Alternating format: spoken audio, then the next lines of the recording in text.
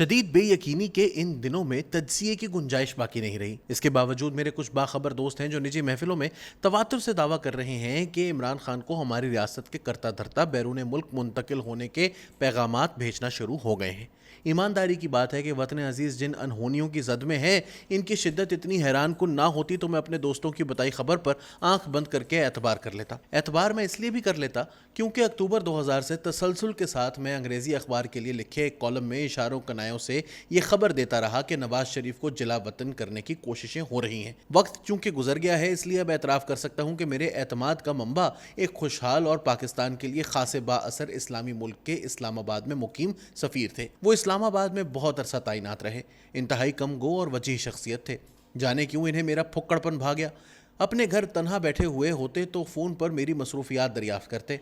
मैं अगर फारिग होता तो अपनी कीमती गाड़ी भेजकर बुलवा लेते। रात गए तक मेरे साथ हालात हाजरा ज़ेरे बहस लाने के बजाय पाकिस्तान की तहजीबी तारीख और रस्म व रिवायात के बारे में अपने जहन में मौजूद सवालात उठाते रहे। अपने मुल्क के हुक्मरान ख़ानदान से इनका करीबी ताल्लुक था। वो हमेशा मुझे ब्रादर कहकर मुखातिब करते और हमेशा गिला किया कि मैंने कभी इनसे किसी वीज़े की सिफारिश नहीं की, ना ही इनकी मेज़बानी से हवसनाक अंदाज में फ़ायदा उठाने की कोशिश की। बहरहाल एक रोज़ इनके साथ 2 घंटे तन्हाई में गुजारने के बाद मैंने उकता जाने का ड्रामा लगाया। दरख्वास्त की कि मुझे घर भिजवाने का बंदोबस्त करे। वो हैरान हुए तो मैंने इन्हें याद दिलाया कि मैं ज़ात का रिपोर्टर भी हूँ। इनके साथ गपशप लगाने में मुझे बहुत मज़ा आता है। खबर मगर धेले की भी नहीं मिलती। मैं इसकी तलाश में लिहाजा दीगर लोगों पर खुद को नाजिल करने को मजबूर हो जाता हूँ। मेरी मसनूई खफगी से वो ज़ेरे लब मुस्कुराए, मुझे मजीद बैठने को माइल किया। मैं रजामंद हो गया तो निहायत सादगी से फरमाने लगे कि जो खबर वो मुझे देने वाले हैं इसका एतबार नहीं करूंगा। एतबार भी कर लिया तो इसे छापने की हिम्मत नहीं दिखा पाऊंगा। बेजारी से भरा मेरा जवाब था कि वो पहले खबर तो दें। मुझे काबिल एतबार लगी तो इसे सनसनी खेज अंदाज में छाप ना सका तब भी इशारों कनायों में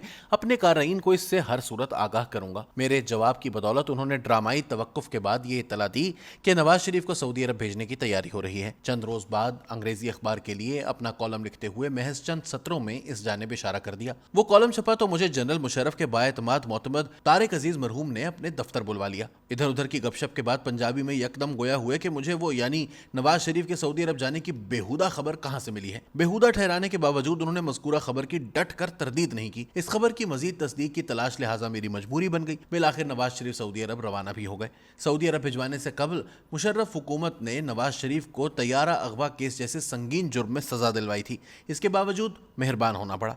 इसकी बुनियादी वजह अमरीकी दबाव था। बहुत कम लोगों को याद रहा होगा कि कारगिल वाक़े की वजह से पाक भारत जंग के मजीद फैलाव को रोकने के लिए नवाज शरीफ को अमरीका जाना पड़ा था। अमरीकी सदर क्लिंटन ने 4 जुलाई के यौम आज़ादी की छुट्टी और तकरीबात के बावजूद मौसूफ से मुलाकात का वक्त निकाला। कारगिल जंग रोकने के लिए अमरीका ने जो टाइमलाइन तैयार की थी, नवाज शरीफ इस पर मिनोअन अमल करने को तैयार नहीं थे। मुसर रहे कि वो अगर आमादा हो गए तो पाकिस्तान की अस्करी क़यादत इन्हें कभी मुआफ़ नहीं करेगी। क्लिंटन ने इनका हौसला बढ़ाने को वादा किया कि इस सूरत वो इनके लिए आफियत की जगह ढूंढने की कोशिश करेंगे। 2000 का सदारती इंतखाब क्लिंटन तीसरी बार लड़ नहीं सकता था। इसकी गैर मौजूदगी ने बुश की कामयाबी यकीनी बना दी। अमरीका का नवंबर में सदर मुंतखब हो जाने के बाद अपना मनसब वो अगले बरस के जनवरी में संभालता है। नवंबर से जनवरी तक जो हफ्ते इसे मिलते हैं, इनके दौरान रुखसत होने वाला सदर वो सब काम निपटाने की कोशिश करता है जिनका इरादा बांध लिया गया होता है। एन उस वक्त ताकतवर खलीजी ममालिक के जरिए क्लिंटन को नवाज शरीफ से कारगिल बहरान के हल के दौरान किया गया वादा याद दिलाया गया और पाकिस्तान के साबिक वजीर आजम के सऊदी अरब जाने की राह निकल आई। 2000 के बाद नवाज शरीफ 2019 में भी अदालत से सजा याफ्ता होने के बावजूद जेल से निकालकर पहले अस्पताल और बाद अज़ां लंदन भेज दिए गए थे। वजह इसकी कमर जावेद बाजवा की अपनी मियाद मुलाजमत में तौसी की ख्वाहिश थी। इसके अलावा जेल में चंद ऐसे वाक़यात भी यकीनन हुए जो नवाज शरीफ के लिए जानलेवा साबित हो सकते थे और बाजवा साहब एक और साबिक वज़ीर आज़म की मौत की जिम्मेदारी उठाने को तैयार नहीं थे। नवाज शरीफ के माजी को देखें तो इमरान खान के बारे में जो कयास आराइयाँ हो रही हैं वो काबिल एतबार सुनाई देती हैं।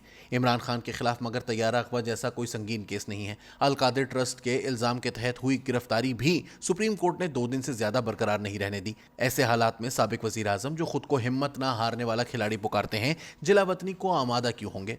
बाइडन इंतजामिया की पाकिस्तान से तकरीबन लाताल्लुकी है। अमरीकी सदर मुंतखब होने के बाद इन्होंने वज़ीर आज़म पाकिस्तान को खैर सगाली वाला रिवायती फ़ोन तक नहीं किया था।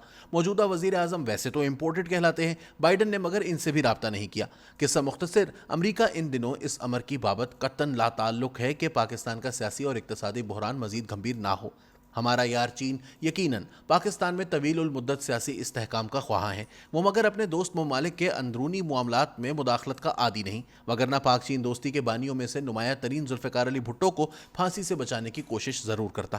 خلیج میں ہمارے چند برادر ملک البتہ پاکستان میں بڑھتی بے یقینی سے مطمئن نہیں، ان کی ترجیحات میں البتہ پاکستان ان دنوں سر فہرست نہیں رہا۔ ایسے عالم میں موجودہ حکومت پر عمران خان کو بیرون ملک بھجوانے کے لیے کون سا طاقتور ملک میدان میں اترے گا؟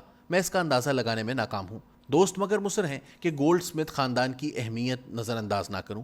عمران خان کی سابق اہلیہ جمائمہ ایک رحم دل خاتون ہیں۔ عمران خان کے دونوں بیٹے ان کے پاس ہیں۔ ان کی خواہش ہو سکتی ہے کہ پاکستان میں اپنا دل جلانے کے بجائے عمران لندن منتقل ہو جائیں اور اپنے بچوں کے ساتھ وقت گزارتے ہوئے اچھے دنوں کا انتظار کریں۔ اس حقیقت کے باوجود سوال یہ اٹھتا ہے کہ جمائمہ اور ان کے خاندان کا برطانوی حکومت پر اثر ان دنوں کتنا طاقتور ہے۔ اس کی بابت علم ہو جائے تب ہی اس ضمن میں کوئی رائے دینے کے قابل ہو سکتا ہوں۔